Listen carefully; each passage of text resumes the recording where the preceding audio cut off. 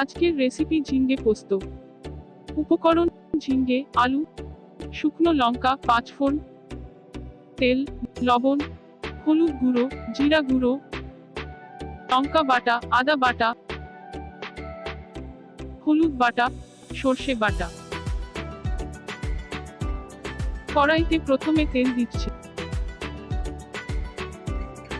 এরপর তেলটা গরম হয়ে এলে কড়াইতে ঝিঙ্গে টুকরোগুলো দিয়ে দিচ্ছি। তারপর কড়াইতে প্রয়োজন মতো লবণ দিচ্ছি।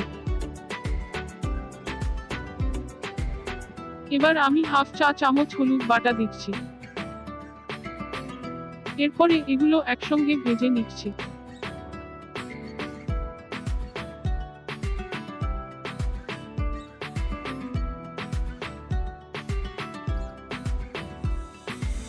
এখন ঝিঙ্গেগুলি ভাজা হয়ে গেছে, তুলে নিচ্ছি।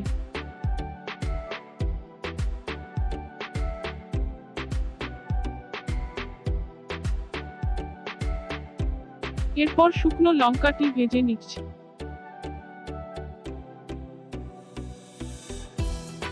একই সাথে পাঁচফোড়নটাও ভেজে নিচ্ছি।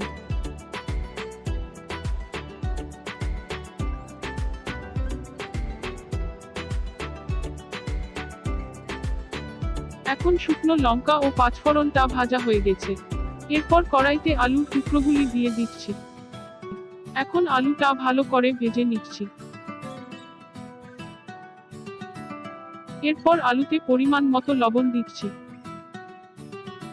আরো একটু তেল দিচ্ছি। এরপর আলুগুলো ভালো করে ভেজে নিচ্ছি।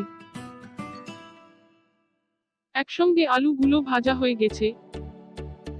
এরপর কড়াইতে আদা বাটা, লঙ্কা বাটা দিয়ে দিচ্ছি।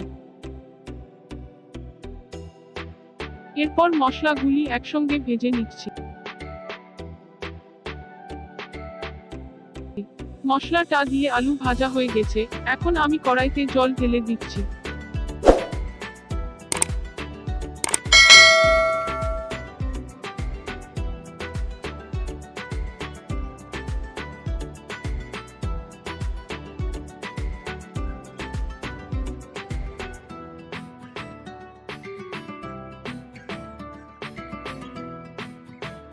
এখন আমি কড়াইতে একটা ডিশ ঢাকা দিয়ে দিচ্ছি। 5 মিনিট পরে আলুটা সিদ্ধ হলে ঝিঙ্গে ও পোস্ত বাটা দেব। 5 মিনিট হয়ে গেছে, ডিশটা খুলে নিচ্ছি।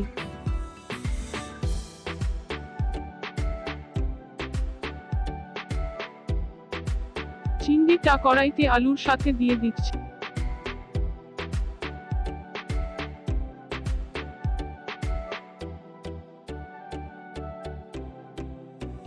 এরপর পোস্ত বাটাটা কড়াইতে দিয়ে দিচ্ছি।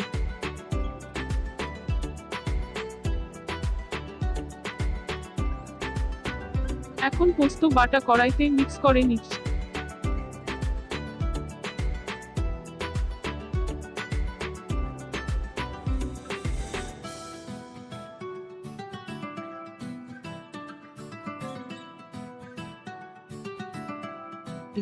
এরপর কড়াইতে একটা ডিশ ঢাকা দিয়ে দিচ্ছি। 2 মিনিট সিদ্ধ হবার পর নামিয়ে নেব।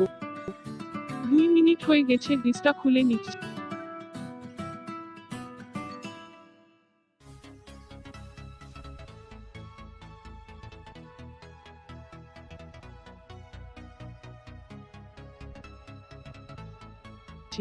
এরপর কড়াইতে জিরে গুঁড়ো দিয়ে দিচ্ছি।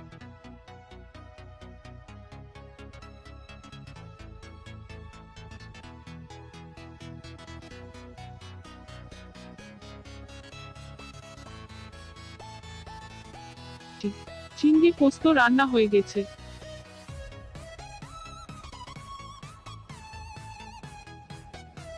এবার এটা একটি প্লেটে ঢেলে নিচ্ছি।